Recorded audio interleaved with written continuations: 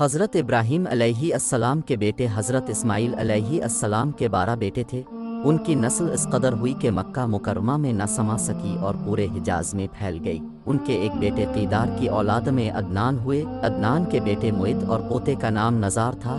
نزار کے 4 بیٹے تھے، ان میں سے ایک کا نام مضر تھا۔ مضر کی نسل سے قریش بن مالک پیدا ہوئے، یہ فہر بن مالک بھی کہلائے۔ قریش کی اولاد بہت ہوئی، ان کی اولاد مختلف قبیلوں میں بٹ گئی۔ ان کی اولاد سے قسو نے اقتدار حاصل کیا۔ قسو کے آگے 3 بیٹے ہوئے، ان میں سے ایک اب مناف تھے، جن کی اگلی نسل میں ہاشم پیدا ہوئے۔ ہاشم نے مدینہ کے ایک سردار کی لڑکی سے شادی کی، ان کے یہاں ایک لڑکا پیدا ہوا، اس کا نام شیبہ رکھا گیا۔ یہ پیدا ہی ہوا تھا کہ ہاشم کا انتقال ہو گیا۔ ان کے بھائی مطلوب مکہ کے حاکم ہوئے۔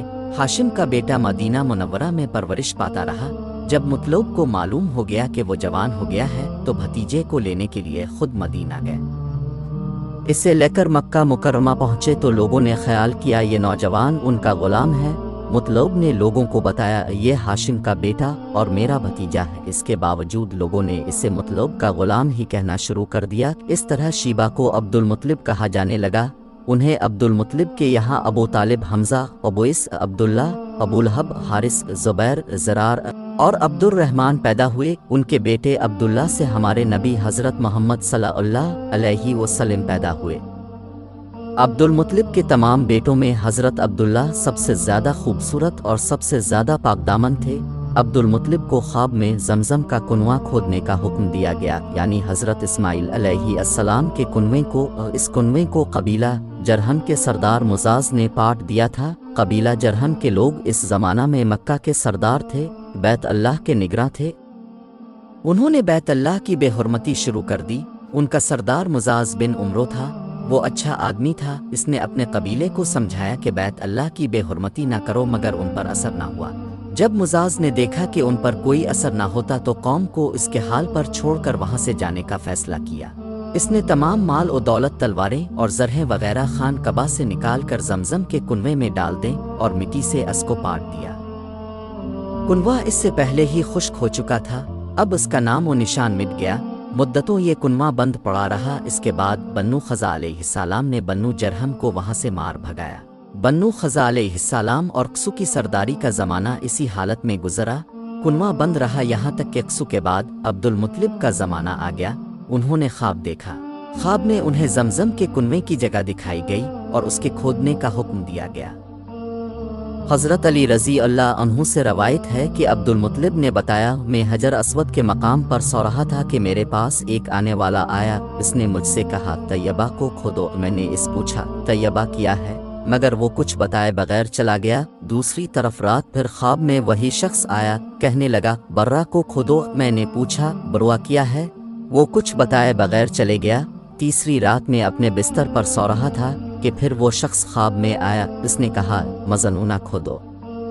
میں نے پوچھا او مزنونہ کیا ہے، وہ بتائے بغیر چلا گیا۔ اس سے اگلی رات میں پھر بستر پر سو رہا تھا کہ وہی شخص پھر آیا اور بولا او زمزم کھودو۔ میں نے اس سے پوچھا او زمزم کیا ہے، اس بار اس نے کہا زمزم وہ ہے جس کا پانی کبھی ختم نہیں ہوتا، جو حاجیوں کے بڑے بڑے مجموعوں کو سیراب کرتا ہے۔ عبد المطلب کہتے ہیں میں نے اس سے پوچھا یہ کنواں کس جگہ ہے، اس نے بتایا جہاں گندگی اور خون پڑا ہے اور کوہ ٹھونگی مار رہا ہے۔ دوسرے دن عبد المطلب اپنے بیٹے حارث کے ساتھ وہاں گئے۔ اس وقت ان کے یہاں یہی ایک لڑکا تھا۔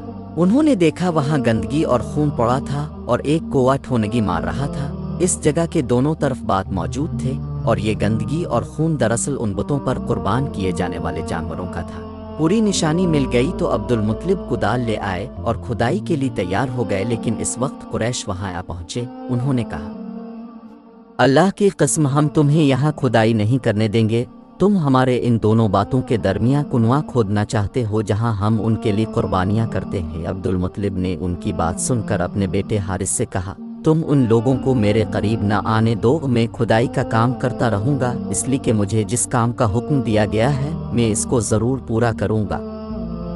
قریش نے جب دیکھا کہ وہ باز آنے والے نہیں تو رک گئے۔ آخر انہوں نے کھدائی شروع کر دی۔ جلد ہی کنویں کے آثار نظر آنے لگے۔ یہ دیکھ کر انہوں نے اللہ اکبر کا نعرہ لگایا اور پکار اٹھے یہ دیکھو یہ اسماعیل علیہ السلام کی تعمیر ہے۔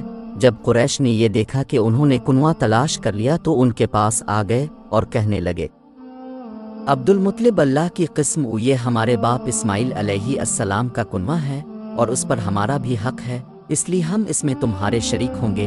یہ سن کر عبد المطلب نے کہا، میں تمہیں اس میں شریک نہیں کر سکتا، یہ مجھ اکیلے کا کام ہے۔ اس پر قریش نے کہا، تب پھر اس معاملے میں ہم تم سے جھگڑا کریں گے۔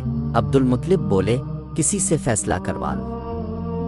انہوں نے بنو سعد ابن حزیم کی کہنا سے فیصلہ کرانا منظور کیا۔ یہ کہنا ملک شام کے بالائی علاقے میں رہتی تھی۔ آخر عبد المطلب اور دوسرے قریش اس کی طرف روانہ ہوئے۔ عبد المطلب کے ساتھ عبد مناف کے لوگوں کی ایک جماعت تھی، جبکہ دیگر قبائل قریش کی بھی ایک جماعت ساتھ تھی۔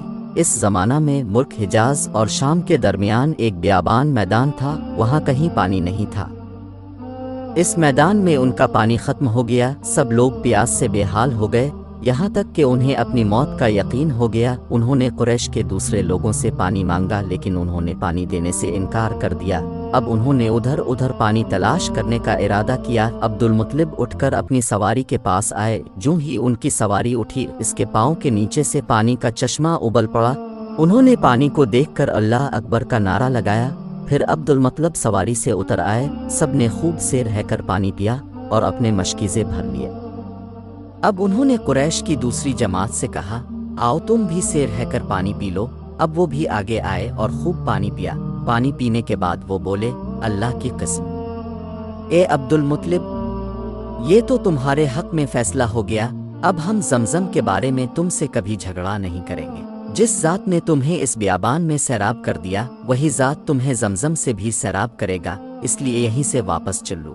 اس طرح قریش نے جان لیا کہ اللہ تعالیٰ عبد المطلب پر مہربان ہے، لہٰذا ان سے جھگڑنا بے سود ہے اور کہنا کے پاس جانے کا کوئی فائدہ نہیں۔ چنانچہ سب لوگ واپس لوٹے۔ واپس اکر عبد المطلب نے پھر کنویں کی کھدائی شروع کی۔ ابھی تھوڑی سی کھدائی کی ہوگی کہ مال، دولت، تلواریں اور زرہیں نکل آئے۔ اس میں سونا اور چاندی وغیرہ بھی تھی۔ یہ مال و دولت دیکھ کر قریش کے لوگوں کو لالچ نے گھیرا۔ انہوں نے عبد المطلب سے کہا، عبد المطلب، اس میں ہمارا بھی حصہ ہے۔ ان کی بات سن کر عبد المطلب نے کہا، نہیں، اس میں تمہارا کوئی حصہ نہیں، تمہیں انصاف کا طریقہ اختیار کرنا چاہیے۔ آؤ 500 کے تیروں سے قرعہ ڈالیں۔ انہوں نے ایسا کرنا منظور کر لیا۔ 2 تیر کعبے کے نام سے رکھے گئے، 2 عبد المطلب کے اور 2 قریش کے باقی لوگوں کے نام کے۔ پانسا پھینکا گیا تو مال اور دولت کعبہ کے نام نکلا، تلواریں اور زرہیں عبد المطلب کے نام، اور قریشیوں کے نام کے جو تیر تھے وہ کسی چیز پر نہ نکلے۔ اس طرح فیصلہ ہو گیا۔ عبد المطلب نے کعبے کے دروازے کو سونے سے سجا دیا۔